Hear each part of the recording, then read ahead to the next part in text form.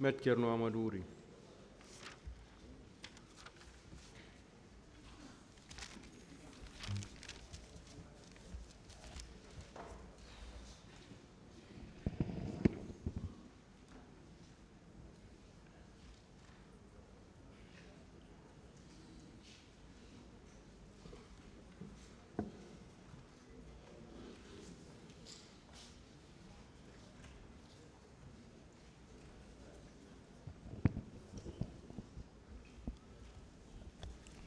Je vous remercie, Monsieur le Président. Monsieur le Président, honorable assesseur, Monsieur le procureur de la République, respectable substitut de Monsieur le procureur de la République, Monsieur le chef du greffe et le collège des greffiers, distingués confrères de tous les bords, Mesdames et Messieurs les parties civiles, Messieurs les accusés, permettez-moi tout d'abord de rendre hommage à Dieu, le Tout-Puissant, le Miséricordieux, le Très Miséricordieux, d'avoir permis au peuple de Guinée de vivre ce procès tant attendu par tous ceux et toutes celles épris de paix et de justice.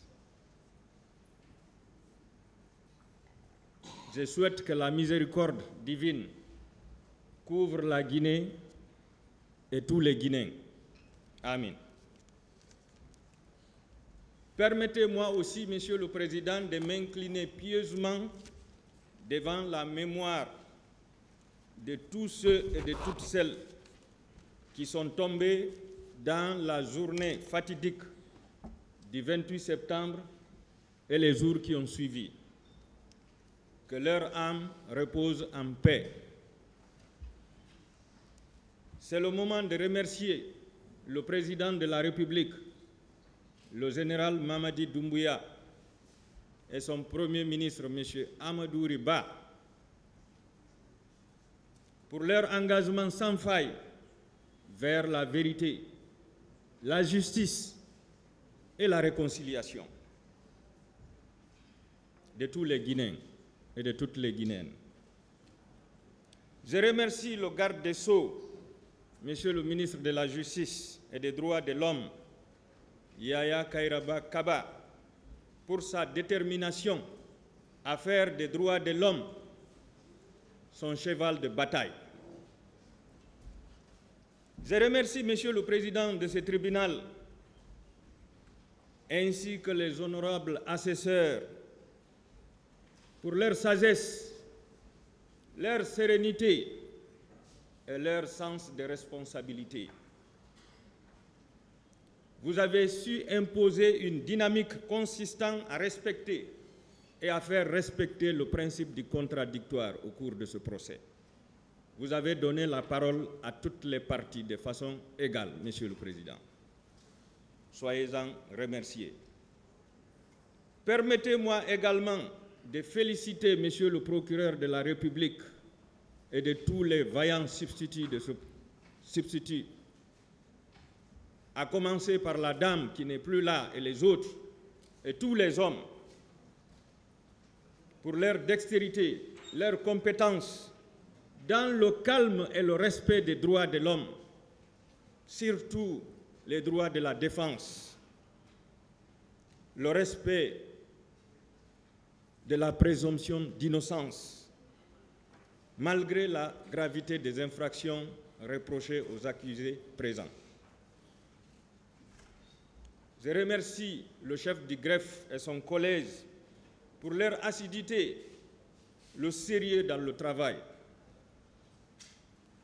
Il faut féliciter fort les excellents confrères de tous les bords pour le respect de la confraternité, l'assiduité, le travail bien accompli.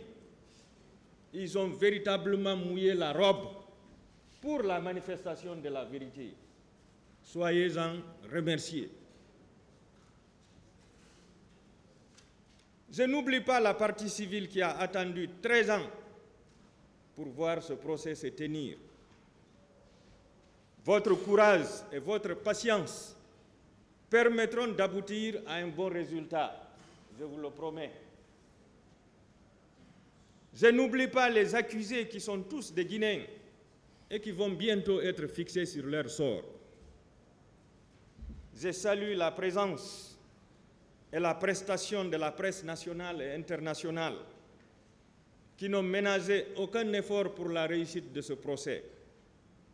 Je n'oublie pas également le Haut Commissariat des Nations Unies pour les formations reçues dans le cadre du renforcement des capacités des avocats pour la bonne gestion de cette affaire. Je remercie enfin les organisateurs de ce procès. Je vais nommer le comité de pilotage, le personnel d'appui, l'administration pénitentiaire, les services de sécurité, ainsi que les médecins dépêchés pour ce procès. Monsieur le Président, ce procès du siècle est le deuxième du genre en République de Guinée. Le premier était le procès des événements du 19 juillet 2011. Vous vous souviendrez qui opposait un président de la République en exercice à certains éléments de l'armée qui semblaient être gênants et certains civils de l'opposition qu'il fallait éliminer de l'échiquier politique guinéen.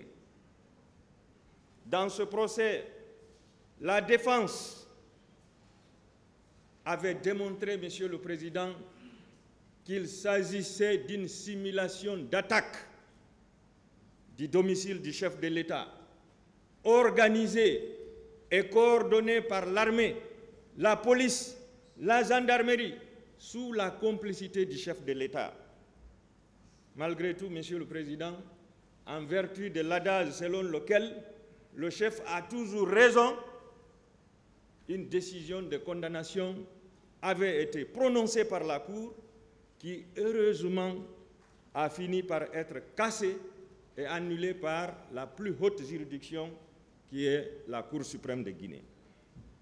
Le second procès du siècle, Monsieur le Président, est celui qui se déroule actuellement devant ce beau palais de justice, opposant une population civile à un ancien chef d'État, d'anciens ministres, des officiers et des sous-officiers de l'armée pour les crimes et délits commis le 28 septembre 2009 au stade du même nom et les jours qui ont suivi, dans les quartiers de Hamdallah, Bambeto, Koza, Koloma et Wanindara.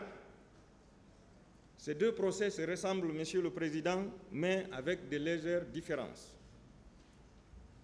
Dans le premier, c'est un président en exercice qui était plaignant.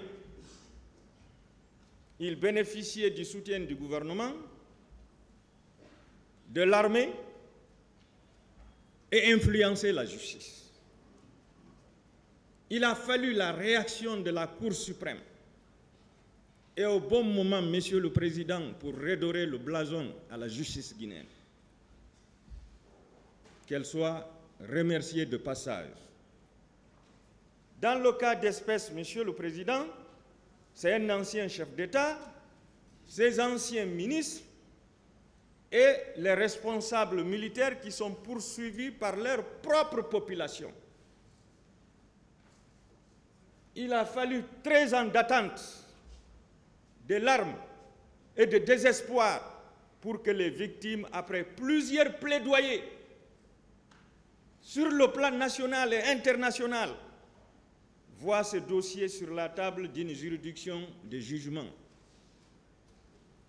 Tous les Guinéens ont constaté, ont remarqué le combat de la présidente de l'AVIPA, le combat de l'OZDH, le combat de toutes les organisations de défense des droits humains en République de Guinée, le combat de la FIDH, le combat des Nations Unies et de l'Union européenne pour que ce procès se tienne, Monsieur le Président. Heureusement, grâce à ce vaillant président, le général Mamadi Doumbouya, son gouvernement, et plus particulièrement son ancien ministre, je veux nommer M. Alphonse Charles Wright, ce procès se tient encore, Monsieur le Président, qu'il soit remercié. J'ai prié Dieu que les victimes qui ont tant attendu trouvent justice dans ce procès et une indemnisation conséquente, acceptable pour tous, pour que plus jamais ça dans notre pays. Monsieur le Président, mon intervention s'articulera autour de 3 points fondamentaux: les faits, les infractions et les intérêts civils. S'agissant des faits, comme il a été dit ici, chacun a son 28 septembre, Monsieur le Président. Mon distingué et excellent confrère a fait une très belle plaidoirie. Moi aussi, je viens le succéder et je vais présenter les faits concernant les événements du 28 septembre. Vous vous souviendrez, Monsieur le Président, qu'au lendemain du décès de feu général Lansana Conté, chef d'État paix à son âme, un groupe de militaires dont à la tête le capitaine Moussa Dadis Camara ont perpétré un coup d'État empêchant le président de l'Assemblée nationale de prendre les rênes pour vacances de pouvoir, comme l'avait prévu la Constitution à l'époque, Monsieur le Président. Cette junte au pouvoir, à travers son chef, le capitaine Moussa Dadis Camara, s'était engagé à conduire une transition au bout de 6 mois et d'organiser des élections libres et transparentes pour un retour à l'ordre constitutionnel. Prenant goût petit à petit des honneurs et du bonheur du pouvoir, le chef de la junte a voulu ôter sa tenue pour se préparer à l'élection présidentielle qu'il devait organiser sans perdre. Pour y parvenir, cette volonté a été affichée et matérialisée par certains slogans venant de certains mouvements pro-Dadis, mais également par des propos prononcés par lui-même lors des sorties publiques. À titre d'exemple, la manifestation organisée au stade du 28 septembre par le mouvement Dadis doit rester, DDR. Au cours de cette manifestation, le président Moussa Dadis avait été invité par la jeunesse et avait promis de donner sa réponse. Une seconde manifestation a été organisée au Palais du Peuple, où les membres du CNDD, les élus locaux de l'ensemble des communes du pays étaient invités. Ce jour, les représentants de ces élus locaux s'étaient favorablement prononcés en faveur de la candidature du capitaine Moussa Dadis Camara, lequel s'est montré très enthousiaste. Son discours à la place des martyrs, où il déclarait, citation, « Aucun Guinéen n'a de droits plus que moi. Si je veux, je me présente.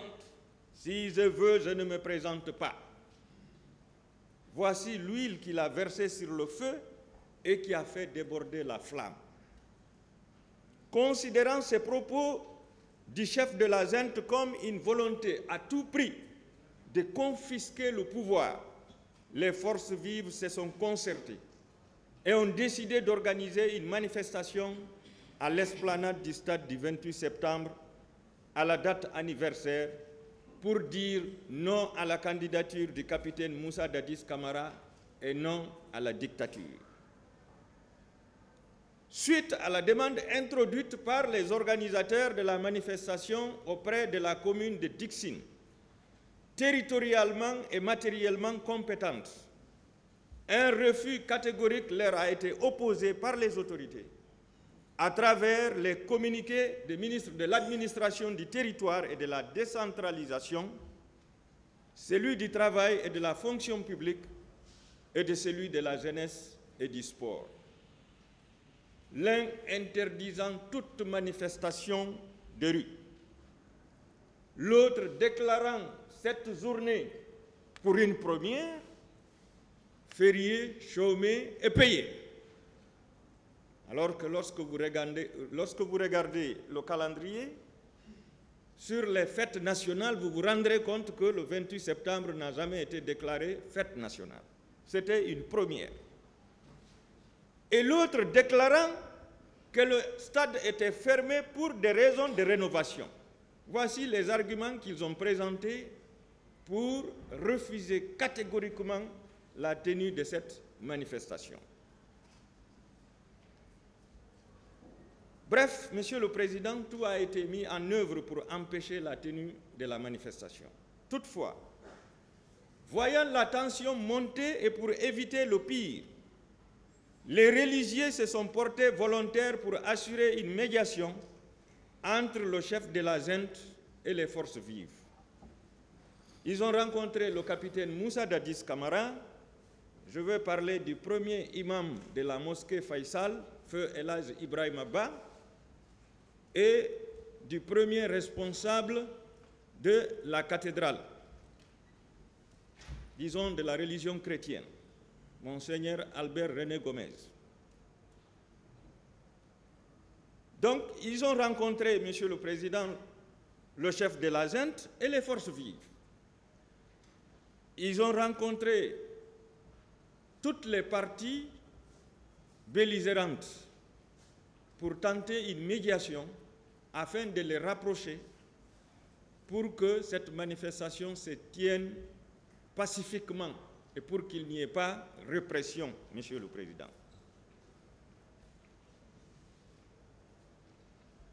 Mais, Monsieur le capitaine Dadis Camara, le chef de la junte, a manifestement opposé son refus, Monsieur le Président.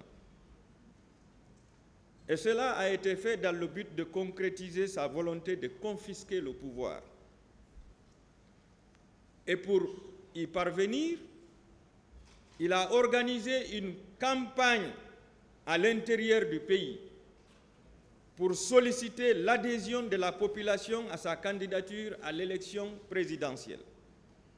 C'est ainsi qu'il a commencé par une grandiose manifestation au stade Saïfoulaye Diallo de l'Abbé, le 26 septembre 2009, au cours de laquelle il y avait un parterre de ministres, des gouverneurs, des préfets, des sous-préfets, d'élus locaux, des religieux, d'officiers, des sous-officiers de l'armée, y compris les mouvements de soutien, Monsieur le Président.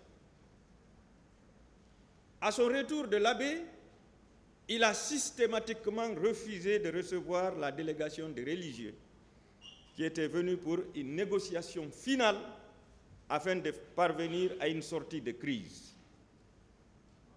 C'est ainsi que la manifestation a été organisée le 28 septembre 2009 sous une vive tension au stade du même nom.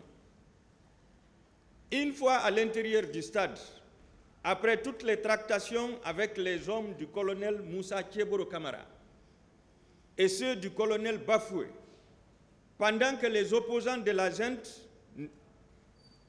disaient non à la candidature du capitaine Moussa Dadis Camara, non à la dictature, le capitaine a déployé les éléments de la garde présidentielle, tous puissamment armés, de kalachnikovs et de pistolets mitrailleurs.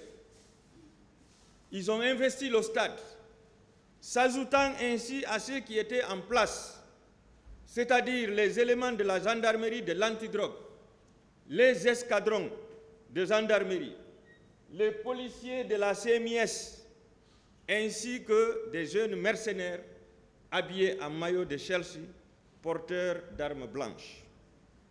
Ces différents corps ont été appuyés par des milliers de recrues du centre de formation de Kalea, ayant suivi une formation rapide de commando, rompus au maniement des armes et qui étaient infiltrés parmi les manifestants.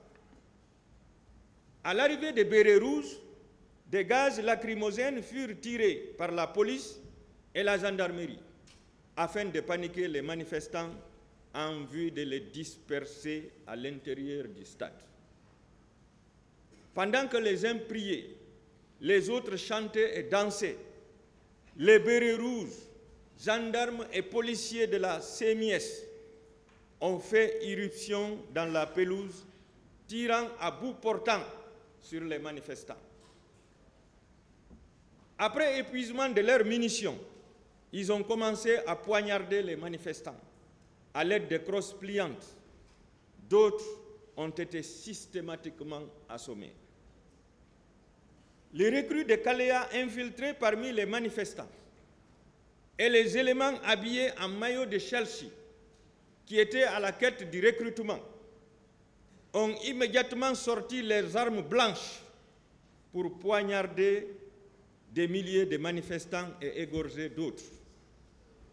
Parmi ces armes blanches, il y avait des couteaux, des machettes, des morceaux de bois avec des pointes et des matraques, Monsieur le Président. Étant sur un terrain fertile et avec la bénédiction des plus hautes autorités du pays, ils ont ouvert le feu, poignardé, égorgé, frappé les manifestants jusqu'à obtenir un bilan satisfaisant des victimes pour le CNDD, son chef et la hiérarchie militaire.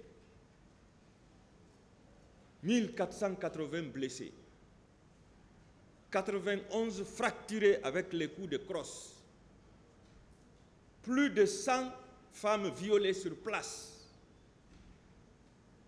D'après le décompte que j'ai fait, Monsieur le Président, à travers les procès-verbaux d'audition des parties civiles et les rapports présentés par les deux commissions d'enquête, j'ai fait un décompte de 2652 morts, plus une pick-up pleine de corps, comme je ne peux pas décompter le nombre de corps qui pouvaient remplir la pick-up. 21 disparus répertoriés par la Commission nationale d'enquête indépendante. Il suffit de voir leur rapport.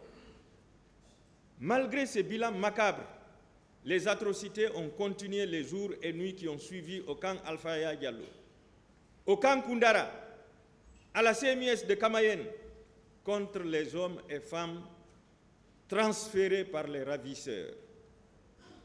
Ils subissaient nuit et jour des actes de torture et de viols collectifs. D'autres femmes ont été séquestrées dans des villas privées durant plusieurs jours par des militaires pour subir des viols collectifs et d'esclavage sexuel. Dans la même journée, des domiciles privés des leaders politiques et d'autres citoyens, des boutiques, des magasins, des conteneurs ont été vandalisés par des bérets rouges. Plusieurs blessés et corps ont été retirés de force par les bérets rouges dans les hôpitaux et morgues pour des destinations inconnues. D'autres blessés étaient recherchés dans les quartiers par les mêmes bérets rouges, obligeant beaucoup de blessés à fuir les hôpitaux pour se rendre dans leurs villages respectifs. Beaucoup de blessés, Monsieur le Président, ont fui les hôpitaux et ont été obligés de se rendre dans leurs villages respectifs pour suivre des soins à l'indigénat, Monsieur le Président, par peur d'être découverts, identifiés par ces criminels pervers. Monsieur le Président, les images du massacre perpétré au stade ont créé un choc épouvantable, provoquant une interpellation de la communauté nationale et internationale, exprimant une indignation face aux crimes odieux et crapulés perpétrés le 28 septembre et les jours qui ont suivi. C'est d'ailleurs à cause de ces images, Monsieur le Président, que les deux commissions d'enquête ont été créées sous la pression de la communauté internationale et plus précisément du secrétaire général des Nations Unies. Suite au rapport présenté par les deux commissions d'enquête, le procureur général près la Cour d'appel de Conakry a saisi un pool de juges d'instruction pour l'ouverture d'une information. À l'issue de cette information qui s'est déroulée avec toutes les difficultés et durant 8 ans, 11 personnes ont été renvoyées devant ce tribunal criminel pour les infractions d'assassinat, meurtre, viol, pillage, incendie volontaire, outrage à agents de la force publique, torture, enlèvement, séquestration, non-assistance à personne en danger, etc.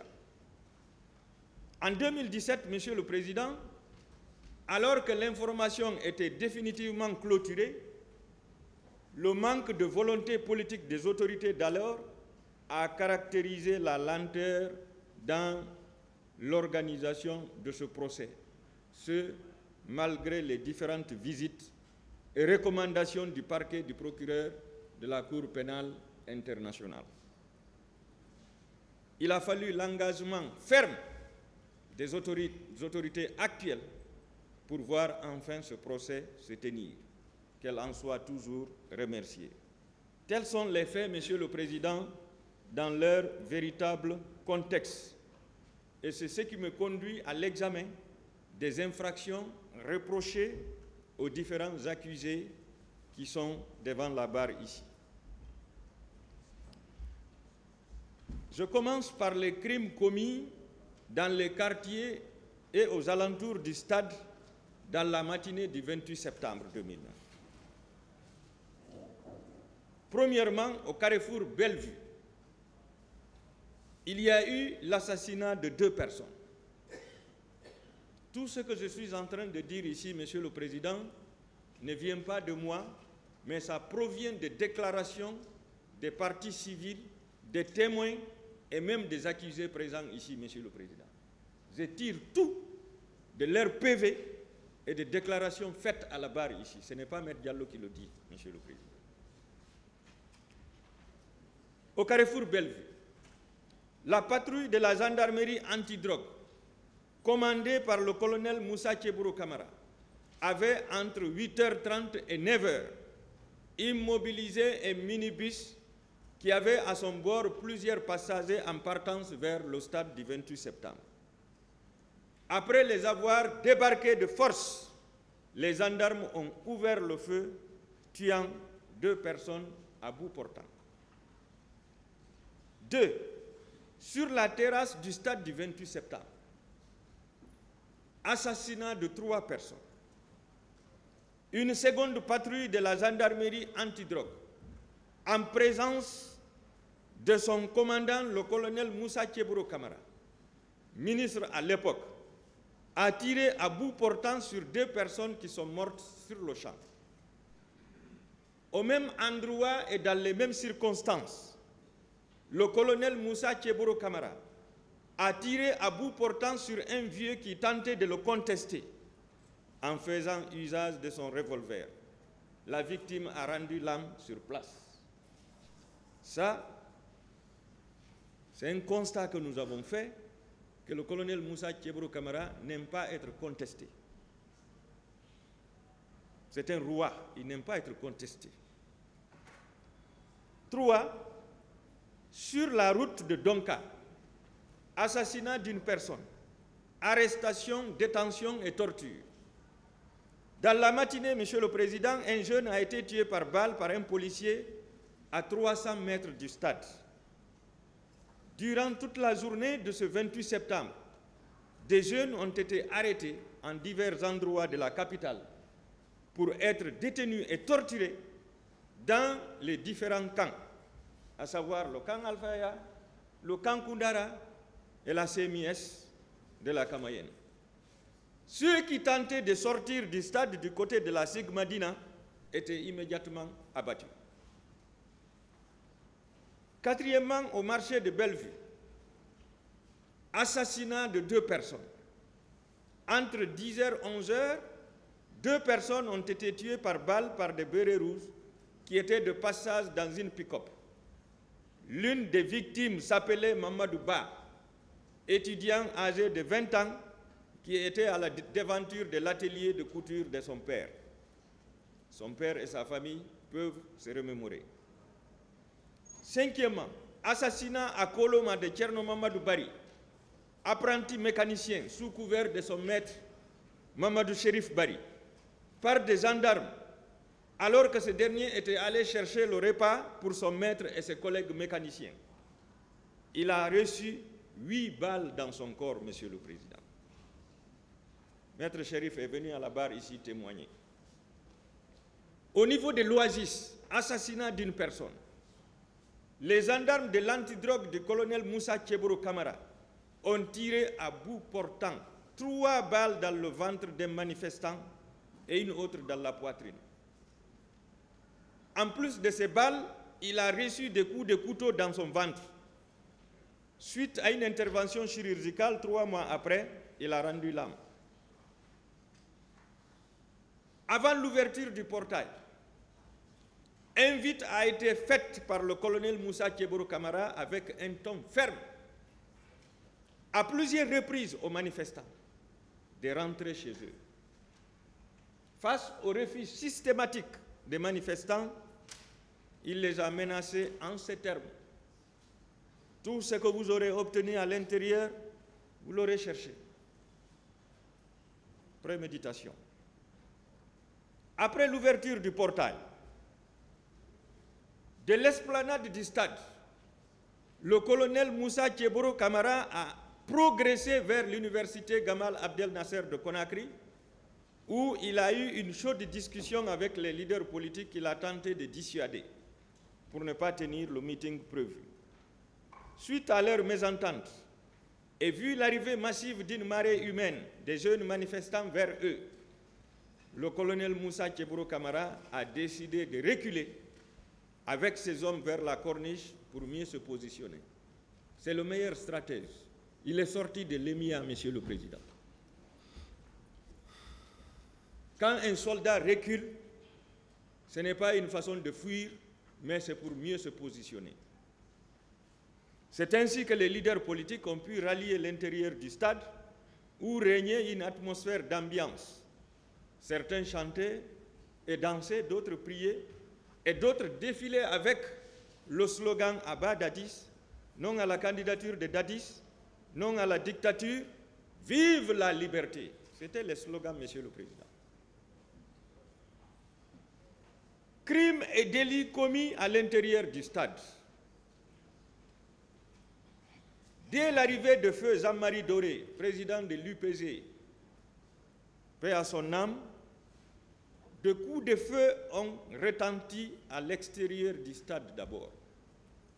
Les gens ne croyant pas que c'était vrai, ils disaient en sous-sous « Aoulé, Aoulé », alors que les tireurs progressaient vers eux. C'est ainsi que la police a tiré des gaz lacrymogènes à l'intérieur du stade, ce qui provoqua une panique générale sur les manifestants. Au moment où les gens cherchaient à sortir, les bérets rouges, les gendarmes, les policiers de la CMIS ont fait irruption dans la pelouse et ont tiré à l'horizontale, Monsieur le Président, et dans tous les sens. Certains tirs étaient orientés à ceux qui étaient à la pelouse, d'autres à ceux qui étaient à la tribune, d'autres tirs ont été orientés vers ceux qui étaient dans les gradins, Monsieur le Président. Au même moment, les recrues de Kaléa, qui étaient infiltrés parmi les manifestants, sortaient leurs couteaux et machettes pour poignarder et découper les manifestants. Ceux qui tentaient d'aller vers le portail et les autres issus du stade étaient la proie des bérets rouges et les mercenaires habillés en maillot de Chelsea. Pourquoi j'ai dit qu'ils sont mercenaires? Parce qu'il fallait verser du sang pour être recruté dans l'armée. C'était le prix à payer. C'était des civils auxquels on avait promis le recrutement, mais à condition d'aller verser du sang. Massacrer leurs compatriotes.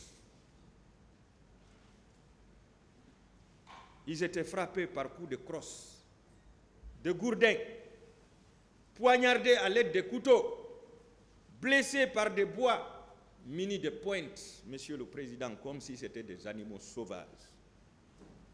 Au même moment, certaines femmes étaient violées dans la salle de boxe par des bérets rouges et des gendarmes, mais également par des policiers dans les locaux du commissariat de police du stade, Monsieur le Président. D'autres femmes sont violées publiquement à l'aide de canons de fusil, des morceaux de bois et avec les doigts. Le professeur médecin est venu à la barre ici témoigner avoir retrouvé, après avoir examiné certaines femmes violées, des morceaux de bois dans leur partie génitale, Monsieur le Président. Mais quelle perversité!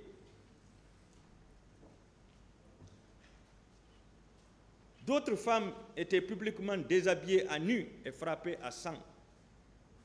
Les images qui ont été projetées par France 24 et TV5 l'ont démontré publiquement. Des dizaines de personnes ont été étouffées et piétinées dans la débandade à la recherche d'une issue de secours. Plusieurs hommes et femmes ont été enlevés du stade pour être amenés de force dans des résidences privées et dans plusieurs camps pour être torturés, violés et réduits en esclavage sexuel. Les leaders politiques, après avoir été copieusement bastonnés et blessés, furent amenés de force à la clinique Pasteur, en passant par la clinique Ambroise Paré, l'infirmerie du camp Almami Samori Touré et l'état-major de la gendarmerie nationale, Monsieur le Président. Les uns furent conduits par le colonel Moussa Keboro Kamara et les autres par le commandant Aboubakar Sidiki Diakité dit Toumba. À partir de 14 heures, les bérets rouges ont commencé à piller les domiciles privés des leaders politiques, des citoyens de Hamdallah, Bambeto, Koza, Koloma, jusqu'à Wanidara. Leurs domiciles ont été pillés. Leurs boutiques, leurs magasins, leurs conteneurs ont été vandalisés, Monsieur le Président, par des bérets rouges. Une interdiction formelle des parents des victimes a été donnée pour accéder à l'intérieur du stade afin de rechercher les leurs. Ils tuent et ils empêchent les parents de venir rechercher les leurs. Impossible. Dans l'après-midi, des ambulances de l'hôpital de Donka, d'Ignasdine, de la Croix-Rouge nationale et internationale, des camions militaires et des camions Ben appartenant à la société KPC ont été remplis de corps et de blessés en direction pour les ambulances des hôpitaux et des morgues d'Ignasdine et de Donka, pour les camions en direction du camp Alfaya et du camp Almami Samori Touré. Le procureur de la République, près le TPI de Dixine à l'époque, et le procureur général près la cour d'appel à l'époque, se sont montrés inefficaces pour ordonner le déplacement des corps de la scène du crime jusqu'au niveau des morgues, dans le cadre du respect des règles de l'art. La scène du crime, ce n'est pas un lieu de théâtre, ce n'est pas un lieu où des militaires doivent séjourner, doivent ramasser les corps. Ça, ce n'est pas la mission des militaires. Mais comme ce sont eux qui ont été ordonné de venir tuer, c'est eux qui ont tué, ce sont eux qui ramassent, et ils envoient encore dans leur camp. Alors que le ramassage de corps devrait être recommandé par M. le procureur de la République près le TPI de Dixine. Et c'est des médecins qui devraient ramasser ce corps. Une autopsie devrait être organisée. Rien n'a été fait, Monsieur le Président. Selon le médecin légiste, 43 corps sont arrivés aux environs de 23 heures et répartis entre les deux morgues. Selon certaines victimes, des corps ont été retirés dans les morgues pour être enterrés dans les fosses communes, les nuits du 28 au 29 septembre 2009. Dans l'après-midi du 29 septembre, des bérets rouges avaient fait irruption dans l'hôpital de Donka, où ils ont pillé la pharmacie du dit hôpital, extirpé de force certains patients pour les amener à des endroits inconnus, pour les empêcher de bénéficier des premiers soins et les soumettre à des séances de torture. Ces patients enlevés et déportés ne sont plus revenus à l'hôpital, encore moins à leur domicile. Le ministre de la Santé s'est rendu à l'hôpital de Donka, où il a donné l'ordre aux médecins de ne pas soigner les victimes du 28 septembre, tout en donnant des coups de pied à des patients. Voir le procès verbal d'audition de partie civile du 16 avril 2012 de Mme Yaëfatou Bari. Pour échapper au bourreau, certains blessés ont réussi à fuir et d'autres ont été cachés par le personnel médical. C'est le lieu de les rendre hommage. Beaucoup de médecins se sont battus, Monsieur le Président, sans oublier les infirmiers et les infirmières.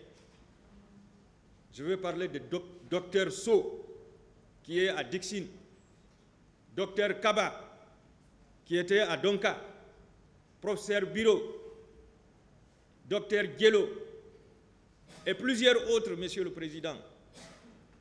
Je les rends hommage ici, sans oublier le centre médical mère et enfant.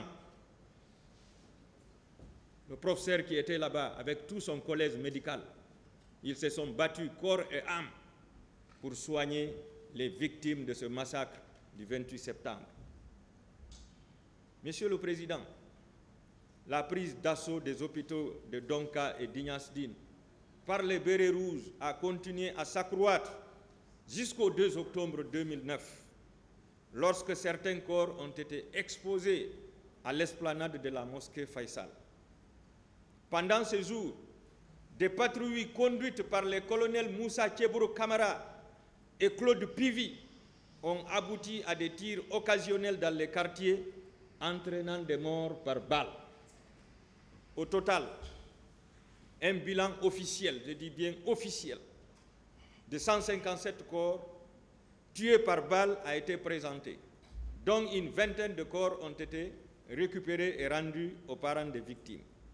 43 corps identifiés au stade et dans les morgues n'ont pu être retrouvés et 157 autres corps identifiés et vus au stade dont le sort reste encore inconnu. Les armes utilisées pour perpétrer ces massacres étaient des pistolets mitrailleurs, des AK-47, des revolvers, des poignards, des baïonnettes, des couteaux, des poignards, des boirons munis de pointes, y compris des lance-pierres qu'on utilise pour les oiseaux ou contre les oiseaux. Les rescapés de ces massacres portent encore des cicatrices sur les parties virales. D'autres portent toujours des balles dans leur corps par manque de frais d'intervention. Monsieur le Président, il y a des victimes qui ont comparu devant vous ici et qui vous ont dit clairement qu'elles portent encore des balles et qu'elles souhaitent subir des interventions pour extraire ces balles. Imaginez-vous, depuis 2009 jusqu'à présent, ces balles se trouvent dans leur corps. Mais c'est le cancer. Mais c'est la mort qui doit suivre. Les disparus déclarés et identifiés à la Commission nationale d'enquête indépendante était au nombre de 17. Il s'agit, entre autres, de M. Harouna Diallo, né en 1989 à Mamou, commerçant, célibataire sans enfant. Lui, il a disparu totalement. Les enfants qu'il devrait faire, les petits-enfants qu'il devrait avoir, toutes ces générations ont été supprimées par ces criminels. Mamadou Sow, commerçant marié à 2 enfants et père de 8 enfants. Il a eu 2 veuves, il a laissé 2 veuves et 8 orphelins, Monsieur le Président, qui sont sans soutien. Monsieur Laho Diallo, marié et père de 8 enfants. Monsieur Boubacar Bari, né en 84 à Dalaba, tailleur, célibataire sans enfant, disparu totalement. 5. Tcherno Abdoulaye Diallo, né en 89 au Libéria, commerçant, célibataire sans enfant. 6. Monsieur Mamadou Ba, né en 90 à Conakry, tailleur, célibataire sans enfant. 7. Amadou Djoul de Bari, né en 90 à Dalaba, élève, célibataire sans enfant. 8. Tcherno Abdoulaye Diallo, né en 90 à Dalaba, célibataire sans enfant. 9. Mamadou Ali Ousso, né en 66 à Dabola, commerçant, marié et père d'un enfant. 10. Mamadou Ali Ouba, né en 1960 à Tangali, taulier peintre, marié à 2 femmes et père de 10 enfants. 11. Mamadou Mikaïlou Diallo, mécanicien, marié et père d'un enfant. 12. Alpha Oumar Diallo, né en 1975, homme d'affaires qui résidait à l'étranger, marié, sans enfant. Lui, il était venu ici pour voir ses parents. Il a profité pour sortir, assister à cette manifestation pacifique, et puis il a été massacré. 13. Mamadou Hasmi Ouba, né en 1984 à Dakar, célibataire sans enfant. 14. Amadou Korkaba, né en 1984 à Domoltou, Madame Pita, boucher, marié et père de 2 enfants. 15. Kemo Keita, né en 1992 à Conakry, plombier, célibataire sans enfant. 16. Mamadou Samba Bari, né en 1954 à Bantingel, Milikansa, dans Pita, marié à 2 femmes et père de 13 enfants. 17. Elage, et enfin 17, Elage Hassan Ba, né en 1972 à Pita, marié sans enfant. Ces 17 personnes ont disparu totalement, n'ont pas été vues ni parmi les corps, ni parmi les blessés, et ne sont plus revenus, Monsieur le Président, honorable assesseur. Les crimes commis au camp Koundara, le même jour, après qu'ils aient fini de commettre les atrocités au stade, des camions et des pick-up remplis de manifestants arrêtés à la sortie du stade ont été déportés au camp Koundara, commandé par le lieutenant Begré. Je ne dirai pas paix à son âme, appartenant à l'unité des fanfaristes. Ces personnes déportées ont subi durant plus d'une semaine toutes les formes de torture inhumaines de la part des bérets rouges au nombre de 19, voire le procès verbal d'interrogatoire de sergent Paul Mansaguilavogui sur ordre du commandant Begré. Selon certaines victimes qui ont eu le courage de venir s'expliquer, le sergent Paul les injuriait et leur soumettait à la position sardine, une façon de se superposer un à un jusqu'en haut. Et tant pis pour le dernier, c'est lui qui va recevoir tous les matraques. C'est pourquoi dès qu'il dit sardine, tout le monde se précipite. Chacun veut être soit en bas ou bien au milieu, mais en tout cas pas le dernier. Donc il se bouscule même pour se superposer.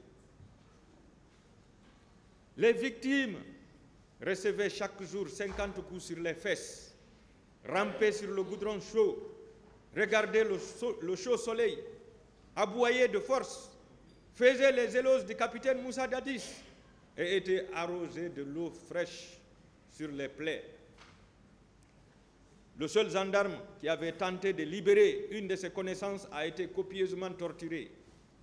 Parmi ces victimes, on peut citer les nommés Mamadou Samba Bari, Tcherno Mamadou Aliou Diallo, Amadou Korkaba, Mamadou Lamine Sall, pour ne citer que ceux-là, ils sont nombreux.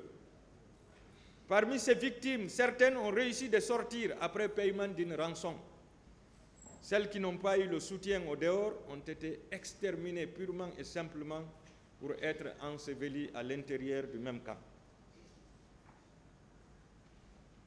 Je vais passer à présent sur les responsabilités. Je commence, Monsieur le Président, par la responsabilité de l'État guinéen pour violation des droits humains. L'État guinéen est le garant de la sécurité, de la cohésion nationale, de la stabilité et de la paix. Il doit promouvoir et protéger les droits de l'homme et les libertés publiques en refusant de protéger la vie de sa population face aux violences exercées par les éléments de l'armée. Il s'est rendu coupable des violations des droits de l'homme, notamment les dispositions des articles 8, 10, 11 et 12 de la Charte de la transition, que je vais vous faire lecture très rapidement. L'article 8 stipule que les libertés et droits fondamentaux sont reconnus et leur exercice est garanti aux citoyens dans les conditions et les formes prévues par la loi. Donc les libertés publiques sont reconnues. Aucune situation d'exception ou d'urgence ne doit justifier les violations des droits humains. Aucune situation d'exception.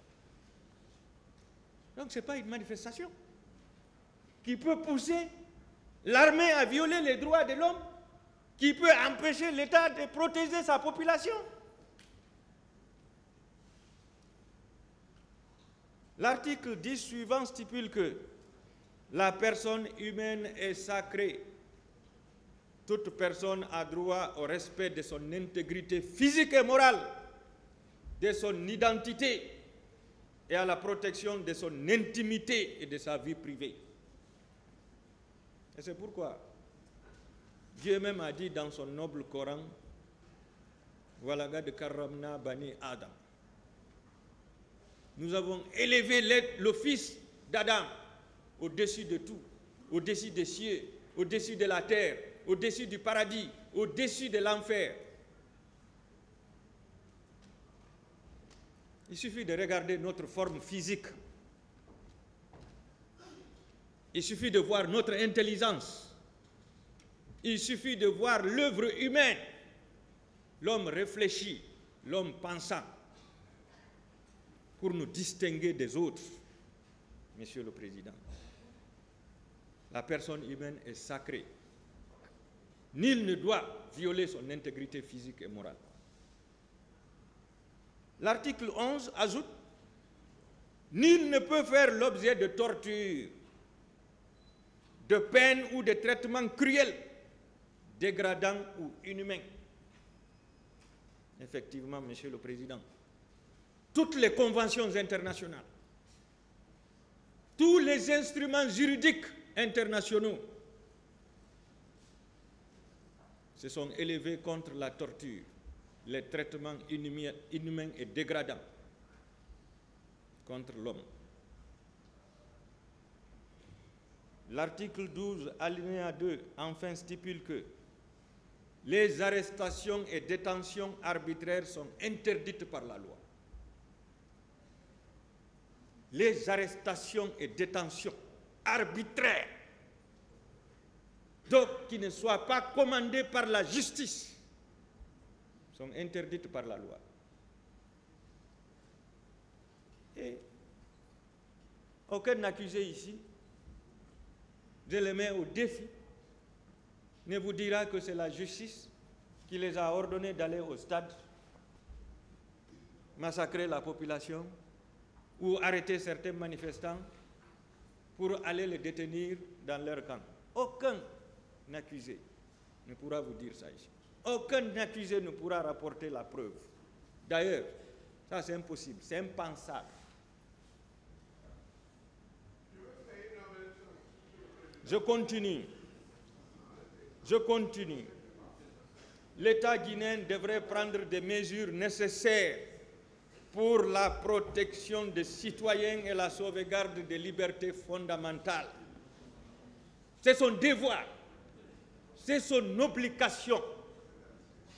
L'État guinéen devrait protéger les libertés fondamentales en restant indifférent face aux violences exercées contre les populations civiles au stade du 28 septembre et dans les autres quartiers de la banlieue de Conakry.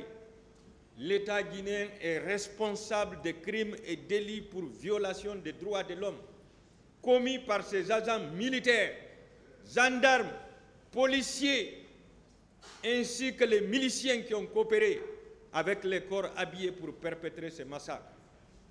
Ces crimes commis le 28 septembre 2009 sont des crimes contre l'humanité, Monsieur le Président. Et je vais aborder la question. Crimes contre l'humanité. C'est notre législation même, en dehors du statut de Rome, qui parle des crimes contre l'humanité. Et c'est l'article 184 de notre Code pénal qui dispose que constitue un crime contre l'humanité l'un quelconque des actes ci-après lorsqu'il est commis dans le cadre d'une attaque généralisée ou systématique lancée contre toute population civile et en connaissance de cause de cette attaque. Le législateur dit l'un quelconque. Donc, il suffit qu'il y ait un seul acte qui soit commis pour qu'on parle de crimes contre l'humanité, Monsieur le Président. 1. Le meurtre. 2. L'extermination. 3. Réduction en esclavage. 4. Déportation ou transfert forcé de population. 5. Emprisonnement ou autre forme de privation grave de liberté physique en violation des dispositions fondamentales du droit international. 6. Torture. 7. Viol, esclavage sexuel, prostitution forcée, grossesse forcée, stérilisation forcée ou toute autre forme de violence sexuelle de gravité comparable. 8. Persécution de tout groupe ou de toute collectivité identifiable pour des motifs d'ordre politique, racial, national, ethnique, culturel, religieux ou sexiste, ou en fonction d'autres critères universellement reconnus comme inadmissibles en droit international, en corrélation avec tout acte visé dans le présent article, tout crime de guerre ou de génocide. 9. Génocide forcé de personnes. 10. Crime d'apartheid. 11. Autres actes cruels, inhumains ou dégradants de caractère analogue causant intentionnellement de grandes souffrances ou des atteintes graves à l'intégrité physique ou à la santé physique ou mentale. Je vais vous parler des éléments constitutifs de cette infraction, les crimes contre l'humanité, en faisant une décomposition de cet article pour faciliter la compréhension. L'article dit constitue un crime contre l'humanité l'un quelconque des actes ci-après. Commençons par le meurtre. Le meurtre qui est défini comme étant le fait de donner volontairement la mort à autrui. est-ce que, Monsieur le Président, honorable assesseur, les militaires, particulièrement les bérets rouges, parce que je ne vais pas accuser tous les militaires, la garde présidentielle, les gendarmes, les policiers de la CMIS, les recrues qui ont été incorporés dans l'armée et ces mercenaires qui étaient à la quête d'intégration dans l'armée et qui devaient payer ça par le versement du sang.